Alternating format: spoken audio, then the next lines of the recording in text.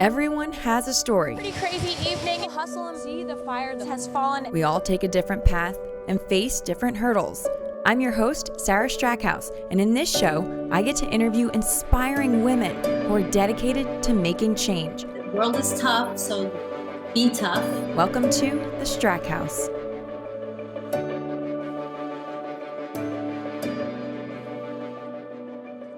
Yes, well, welcome to our house where we can really peel back the layers and tell your story and hope you leave feeling inspired. We're so excited to tell today's story. It's Jo Alch, who is the CEO and founder of Acapella In-Home Care, as well as the founder and executive director of Pajamas for Seniors. She's also the host of The Lemon Tree, as well as the author of The Lemon Tree.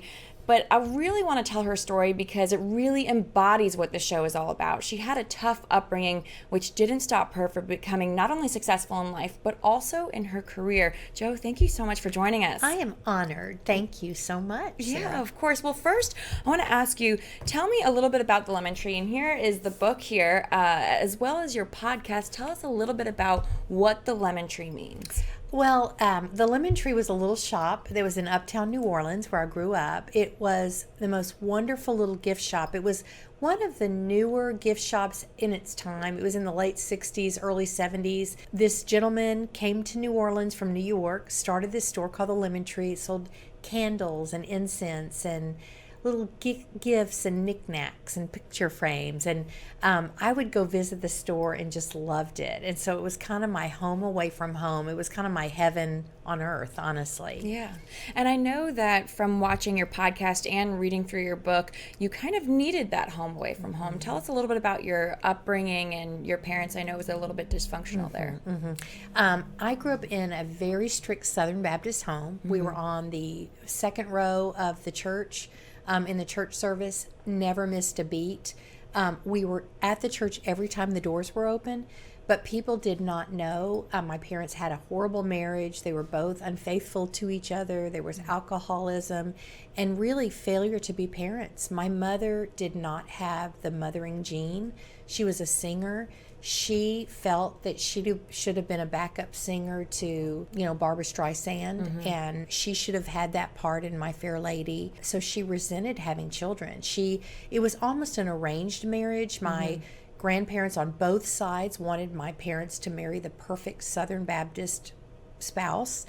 And so they got married, miserable together. And my mother just did not want to be a mother. She did not want us around. And so if we weren't at school, we had to be outside, or we were sent to our grandparents' house. And my father's parents lived about a mile away. Right. We were at their home every weekend, and they were very, very strict and very cruel. Yeah. And I know that reading through your book, I saw you kind of lived in Dallas, and your maternal grandparents you loved, Honey and Bear. And then you guys moved to Tampa and then to New Orleans. And tell me a little bit about where, like you said, you spent weekends with your grandparents. Tell me a little bit about Grandmother Maud. Grandmother Maud was mean. Yeah. She was a World War II nurse, charity nurse. She was from a large family, left home to become a nurse. She was the only child in 10 children, I think, that got to go to college. Wow. And she wound up becoming a nurse. She was very stern and very strict. She believed that children should not be children. She did not believe in toys at her house, bikes at her house. We were not allowed to play. We had to learn to cook and clean. We learned to iron linens with precision. We had to learn at 4 and 6 years old how to make beds, hospital cornered sheet beds. Right. We had to polish silver. So while all of our friends were playing with Barbie dolls and playing outside, we were learning to be housekeepers, basically. And she was, not only was she mean, she had a different persona at church. Everyone loved her. She was the pillar of the church. Unfortunately, she was a pedophile, and she was very cruel. And I knew from the first weekend we stayed with her, and once we moved to New Orleans, by the first weekend we were there, we were at her house. We would see her on Friday. She'd pick us up from home, and we wouldn't see our parents again until Sunday after church. Wow. And she was a pedophile. She used the fact that she was a nurse to justify her behavior. Wow. But I always knew, even at 6 years old, there is something wrong with this woman. And as a child, I was not allowed to speak up. My parents, it wasn't a relationship, a normal relationship with parents, and I was terrified of my father. I couldn't say anything to my mother. And when I did, I was about 6 or 7, and I said to my mother, grandmother is not, I told her what she was doing, and my mother laughed it off and said, grandmothers are supposed to do that. She didn't even take the time to listen nor care. So I would, when I was home, I would go to the Lemon Tree after school. She didn't care where we were after school. I would take the streetcar. I'd go all over New Orleans. My sister and I remember we were like 6 and 8. We would take the streetcar to, say we didn't have school because of bad weather. Yeah. We'd take this streetcar to the French Quarter and walk through the French Quarter. Wow. And it was just, she didn't care what we did. She never even asked when we got home, what'd you do today? Right. So it was either you were roaming the streets or at your grandmother's house. Cruel grandmother. Wow. Right. And so I kind of had 3 lives. I had my home life, I had my life at my grandmother's, and then I had my life at the Lemon Tree. And the Lemon Tree, I never wanted to get in trouble. I was always worried I was going to get in trouble. And my grandmother she felt the best form of praise was criticism. And she felt that was how to mold a woman, to be a godly woman, was just criticism. And so the only time I got that affection and love, and even if it was a scent, just taking in a scent, I felt God's love.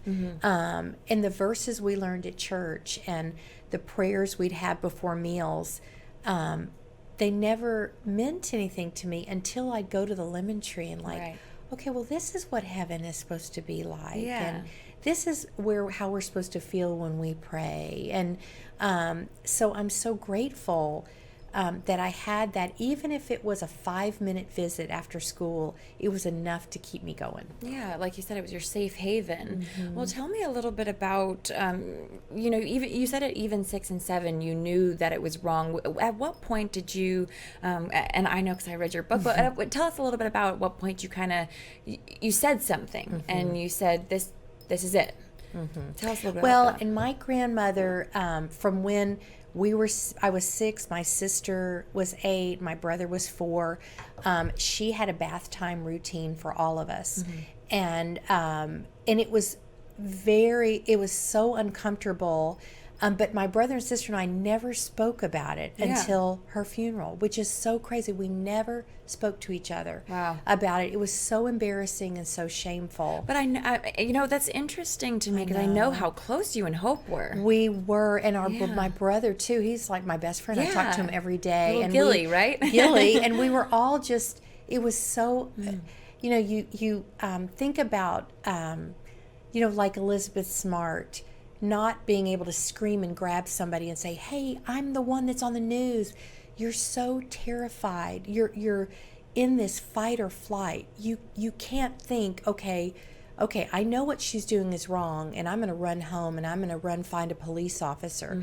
Your brain as a child doesn't register that way. You think, okay, I'm just going to survive this. And I remember I would just count, and I would tighten my fists and and my grandmother would say, oh, don't be a smart aleck. She would say that. Stop being a smart aleck. But I was about 10 or 11, and she was distracted at my bath time one day, and I was just like, I'm not going to let her do this anymore. So she had a rule in her house. There were no locks on the doors. She could come in and do whatever she wanted to do. And so I couldn't lock the bathroom door because there wasn't a lock. But we couldn't close the shower curtain. There was a shower curtain. The bathroom was real tiny. So I remember I grabbed towels and I got in the bathtub and covered myself completely with these towels. I closed the shower curtain And I waited for her to come in. And I did not know. I didn't know what sex was. I didn't know what pedophilia was. All I knew was what she was doing was not right. Something clicked. Something was not right. So she came in, I heard the door open, and she was rip-roaring mad when she came in because that shower curtain was closed.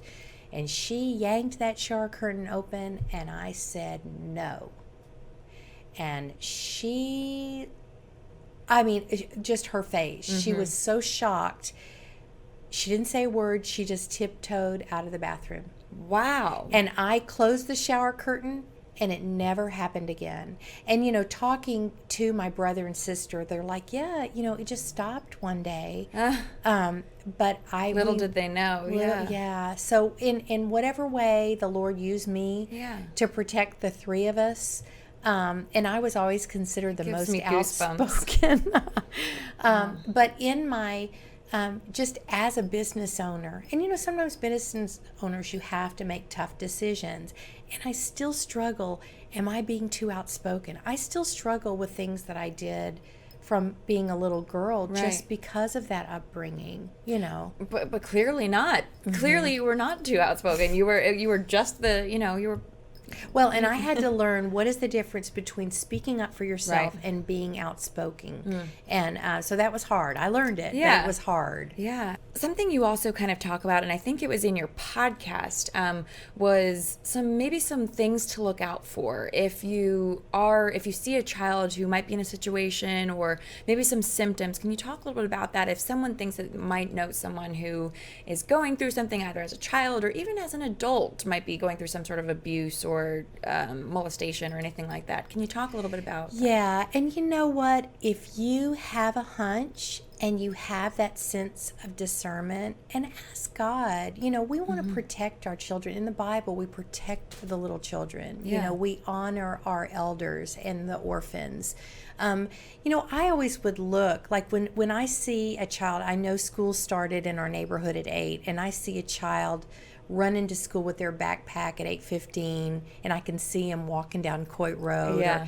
I pray for them, and I'm like, you know what? There is something going on in that home. Yeah.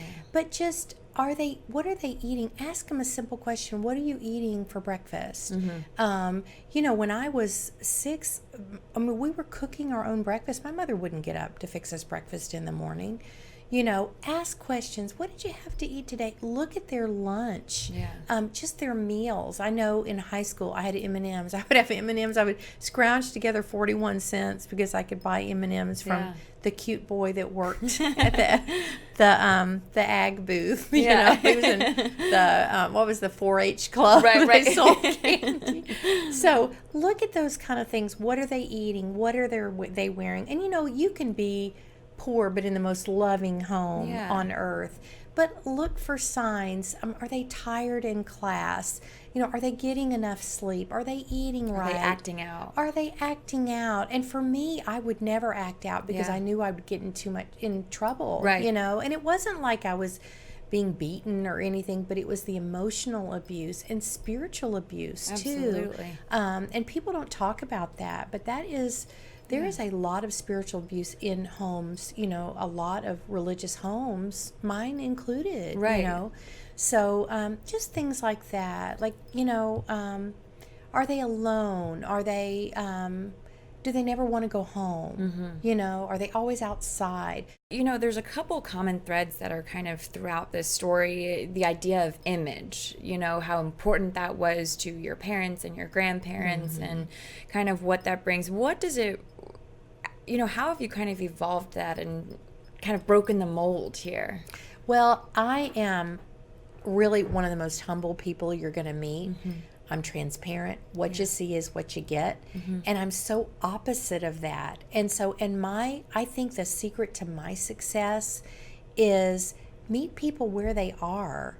And, everybody has a story. Everybody has a struggle.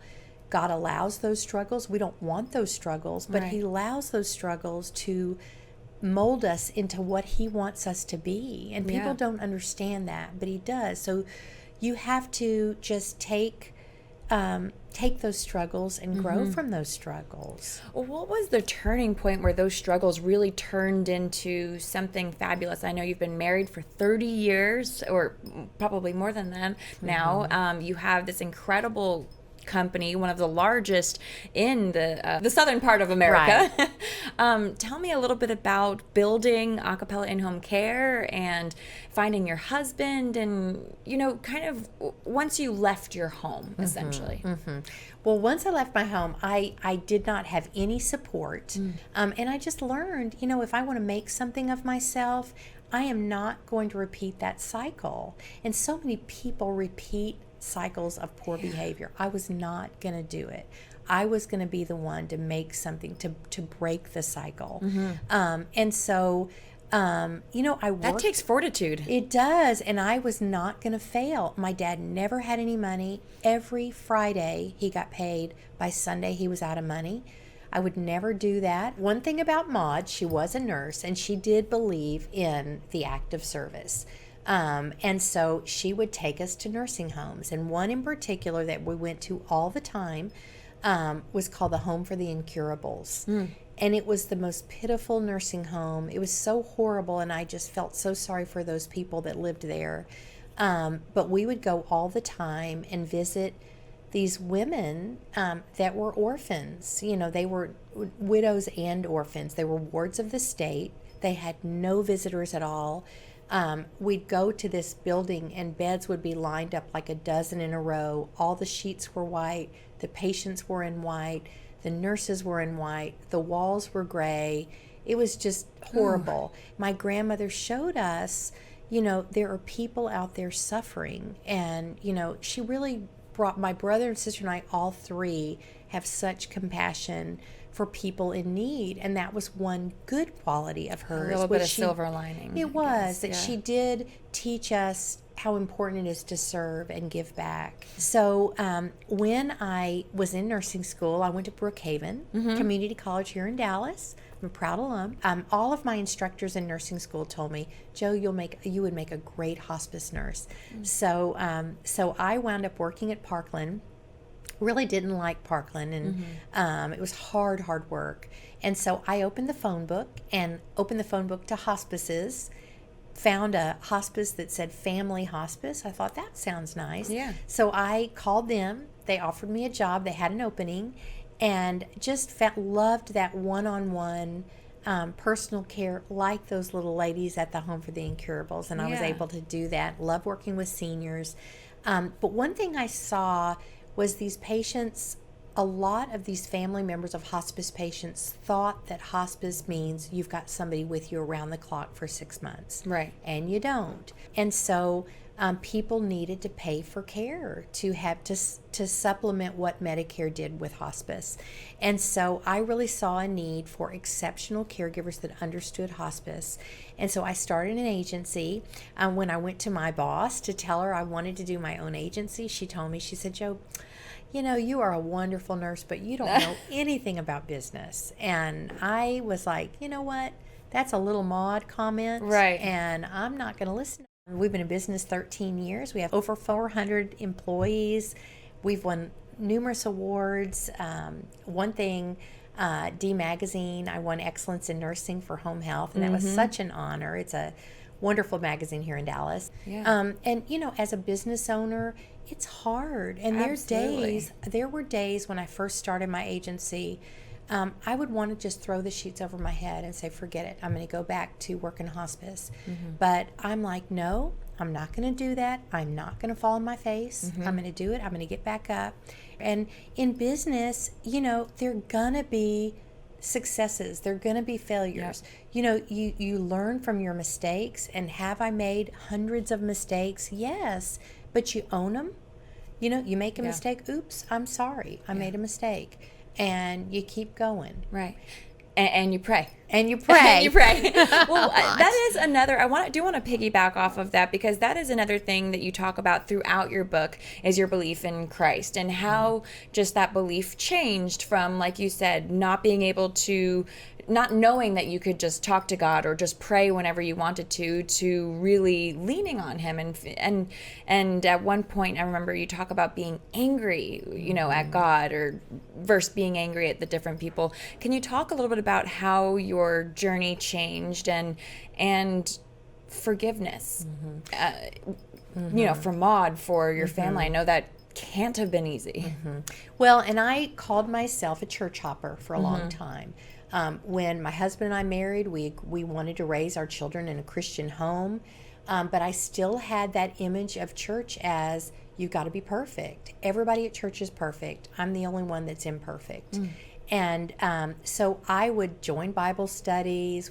The kids would get in the children's program. Everything would be great until I would do something like, I've disappointed them. I'm not good enough at teaching. They're seeing into me a little. They're seeing me, and I don't measure up. And so and then we'd go to a different church, and we did this over the years, and it was my fault. I mean, it was my issue.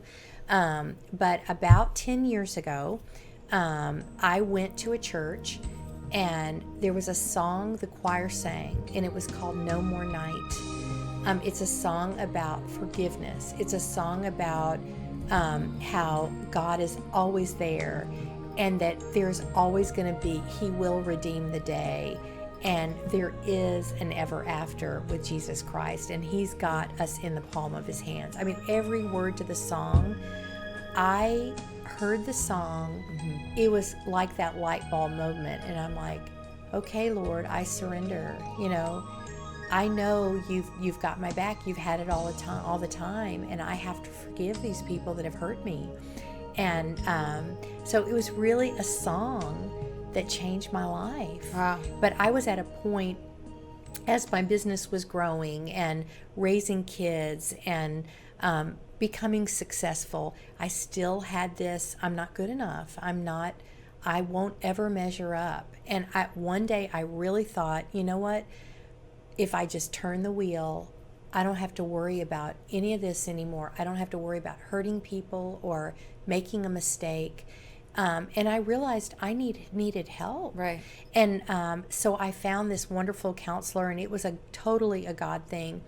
I just had to learn to accept them for who they were, and not try to fix a broken family that was unfixable. Well, when did you actually decide to write your book and decide to start sharing your story publicly? Well, it was when I was working with my psychologist. She told me to start journaling and writing things down, and so I did that. But my little Sunday school that I was in, they asked everybody, if you could share your testimony, could you do it? If somebody says, tell me how you became a Christian, or why you love the Lord so much. And our Sunday school teacher wanted us to be ready in case we had that one-on-one.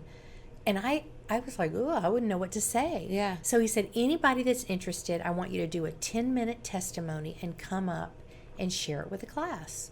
So everybody signed up for Sunday. I'm like, you know what? I can do this. I'm a contest. I can do this. I'm competitive.